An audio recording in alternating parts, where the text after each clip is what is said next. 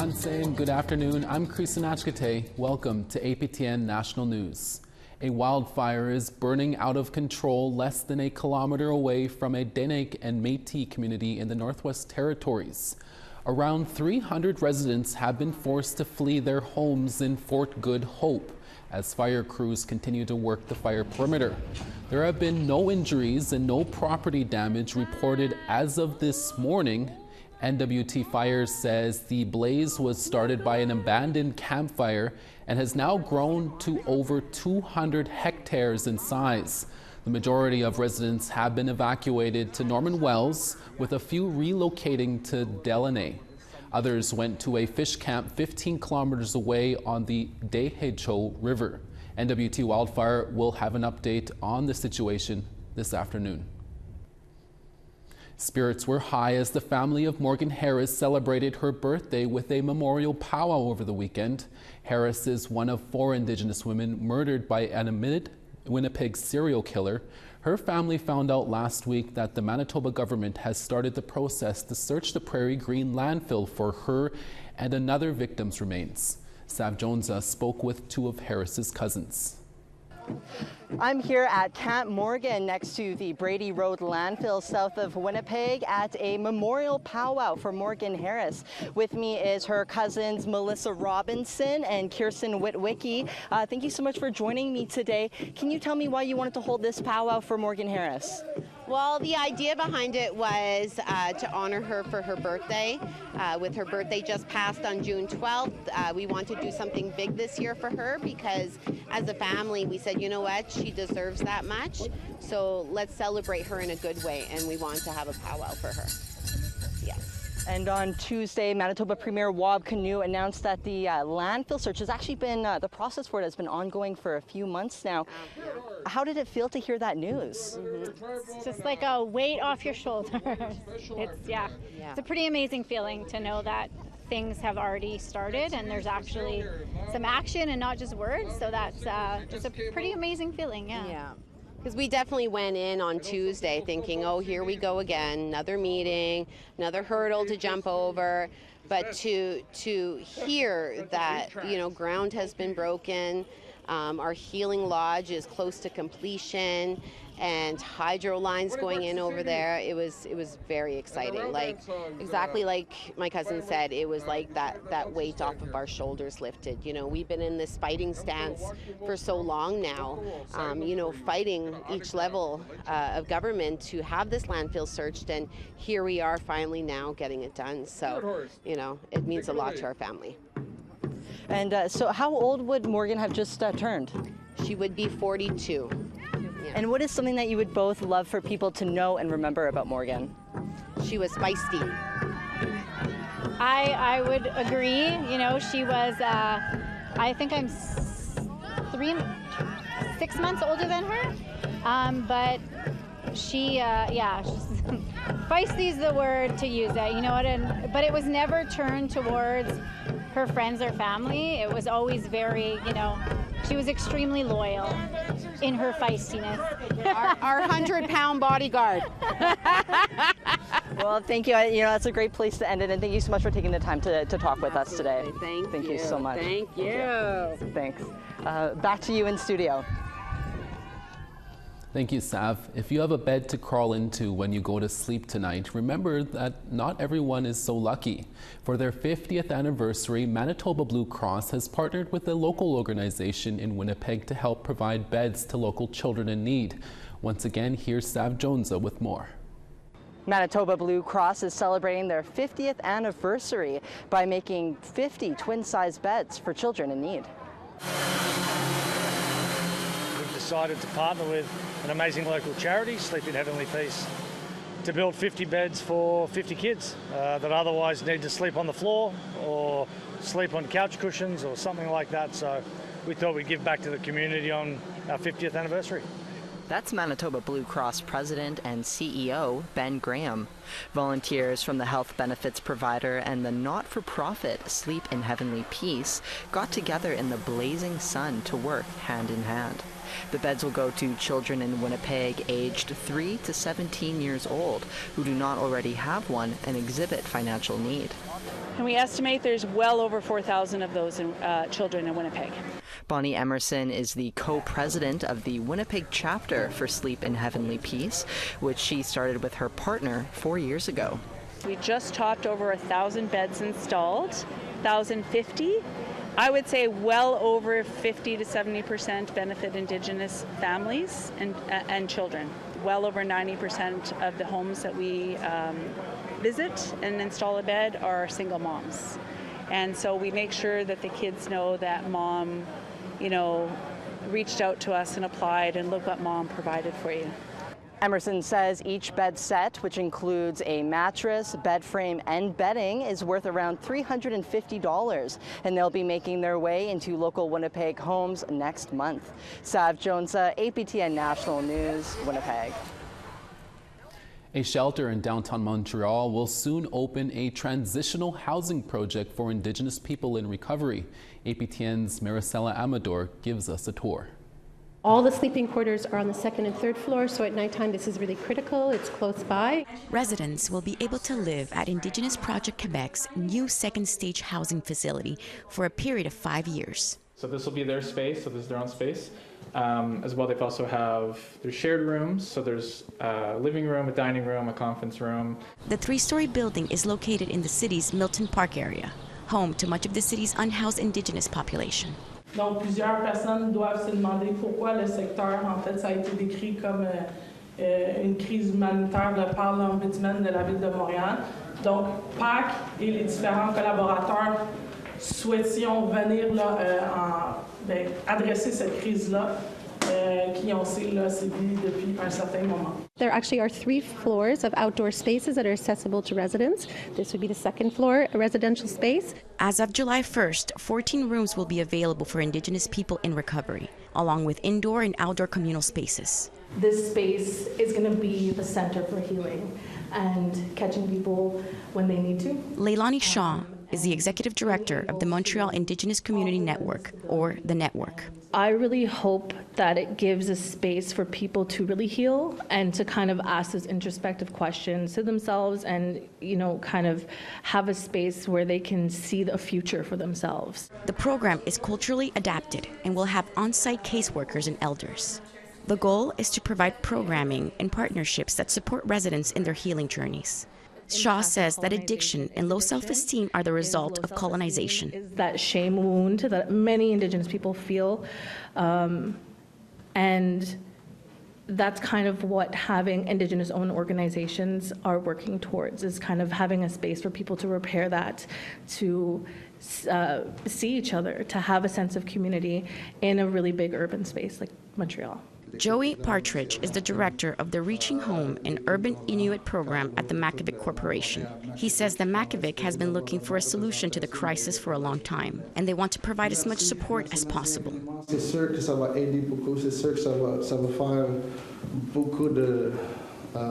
ça va donner plus de moralité. Je pense que ça va donner plus de... ça va ouvrir plus les bras avec la situation qu'on voit surtout. The program was funded by the Montreal Public Health Authority, the Network, and Makivik. Indigenous Project Quebec has a 5-year lease on the building. Rien n'exclut le fait qu'on pourrait rester beaucoup plus longtemps ou même acquérir un bâtiment pour poursuivre notre mission et pour poursuivre cette initiative. But for now, the focus remains on welcoming the first residents to their new homes. Maricela Amador, APTN National News, Montreal. The Standing Committee on Indigenous and Northern Affairs continues its study on tax revenues from businesses on First Nations territories. This week, it heard from the Grand Chief of the Association of Iroquois and Allied Indians. Grand Chief Joel Abram is one of the last witnesses on this topic. NDP MP Laurie Idlaut asked him what types of changes needed when it comes to taxation to benefit First Nations. Abrams said historically, First Nations have been at the bottom of the list. They're now playing catch-up, including resource revenue sharing. And there hasn't been a lot of benefits from the taxation when it comes to supporting that. First Nations now control less than 1% of the land mass within Canada. And so Canada's enjoyed 99% of the land and the resources that have come out of that. And so we need to look at things not just in terms of taxation, but in terms of resource revenue sharing, and also looking at taking care of the environment in a sustainable way so that the next 7 generations can enjoy it the same way that we do today. A Conservative hasn't represented the Northwest Territories in the House of Commons since 1984, but there are 2 Indigenous hopefuls trying to change that in time for the next federal election. They're squared off at a nomination event in Yellowknife. Party members will elect their candidate on June 29th. Either Kimberly Fairman, an Inuk from Kitikmeot region in Nunavut, or Jackie Jacobson from Inuvialuit from Tuktoyaktuk will be the next candidate. Fairman heads the Institute for Circumpolar Health Research. She says if elected, she will fight federal gun laws and the carbon tax, introduce private and public health care options, and settle land claims. And as for Jackie Jacobson, this former MLA for Nunavut says he'll lift the moratorium on oil and gas development in the Beaufort Delta, fix housing and healthcare issues, and also push back against the Liberal carbon tax. All the numbers that we see now show that we are becoming the least successful jurisdiction of the Canadian economy. We have a drop in GDP, we have shrinking population, all coming up right before closures of the diamond mines. Land claims need to be settled. They've been dragging on, and we can't let that go on for another 20 years. My plan would be to get rid of CMHC and that housing, the number of houses that are allotted for community. I'd want to get rid of that because that's the only way we're going to have growth in the communities for that. For housing, it's we're short probably 2,300 houses in the territory. People are, having to leave the communities because there's lack of housing. In some houses in the communities, there's like 10 or 15 people living in them, and it's a two-bed. 2 First Nations in Ontario are challenging the lawyers over a $500 million bill in the Robinson-Huron Treaty Litigation Fund. That story when we return.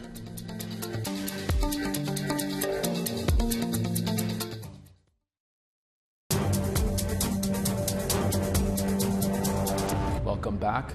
The Institute for the Advancement of Aboriginal Women in Edmonton has been offering their services for 30 years, and for the past 5 years have been helping to assess their strengths and interests and find employment for Indigenous women. APTN's Chris Stewart has more. This day, the Institute for the Advancement of Aboriginal Women is offering a workshop on careers in the aviation industry. An industry expert is detailing various careers available from air traffic controller, flight attendant, or mechanic. Alison Poiron is a training supervisor. One of the ones that she is going to talk about is mechanics. She was a mechanic fixing planes, so she's really passionate about that. So she's going to come in and talk about that. And that it's not just a male-dominant role, that there is positions there for women if they want it as well. Muriel Stanley Van began the Institute in 1994. Her daughter Rochelle is CEO. For 3 decades, the Institute has been providing housing assistance, financial literacy and violence prevention programming, and job training. In 2019, they began offering free job entry and retention programs with the goal of helping Indigenous women find a career and keep it. The need is so great that we needed time to kind of get ourselves in order and know what we're doing. So that kind of took some time, but now, yeah, our numbers are increasing every year, and it's great to see Indigenous women who are getting the training and also getting employed, which is so important. She says the feedback has been very positive. We do have the opportunity to, provide more employment to Indigenous women. We believe that helps the whole family, and then in turn, deals with the cost of living issues that are out there, all those types of things, confidence building. So it is kind of a game changer in our regards in that once they're employed, things start to fall into place. You can find more information at iaaw.ca. Chris Stewart, APTN National News, Edmonton. 2 First Nations communities in Northern Ontario will be challenging $500 million in legal fees associated with the Robinson-Huron Treaty Litigation Fund. CTV's Amanda Hicks has more. We live in a day and age where everything costs a lot of money, but that is over the top money. The legal fees for the Robinson-Huron Treaty Litigation Fund are pegged at $510 million. The chiefs of Atikmikshing, Anishinaabeg, and Garden River First Nation announced that they have begun a court application to examine if the fees were fair. This is not in any way chastising the lawyers in any way. We're very happy with the results of the settlement. But as a trustee, I still have a legal obligation to follow all the legal rules. Atikmikshing and Anishinaabeg argued that the 21 Robinson-Huron treaties have already paid millions of dollars in legal fees throughout the course of the $10 billion settlement. Garden River First Nation Chief Karen Bell says there was a lack of transparency. Why can't you tell us, like, how many lawyers that are in the firm working on this and what their hourly rates are and what work they've been doing to total the amount that you're asking? Both say the funds could go to support their community. I like to think it's enough where we could even create, say, an education trust, right, where we could put it into a trust and the money, the interest earned on that would grow every year, and we could use that interest earned to fund our students, right?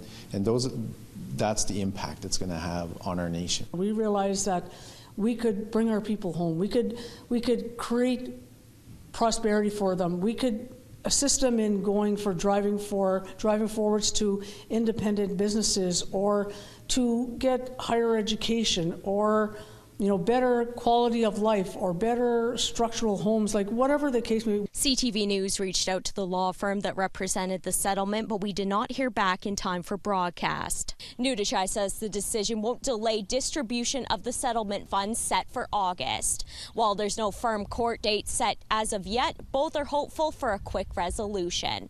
Amanda Hicks, CTV News, Naughton. We now want to tell you about one of this week's new web poll questions at aptnnews.ca. Have you picked up your treaty payment this year? Yes? No? I don't get treaty payments. I know I haven't picked up mine for many years, so I'm probably just catched up real good. Go to aptnnews.ca to have your say. Graduation season is here. We'll take you to one important event in Fort Qu'Appelle, Saskatchewan, right after these messages.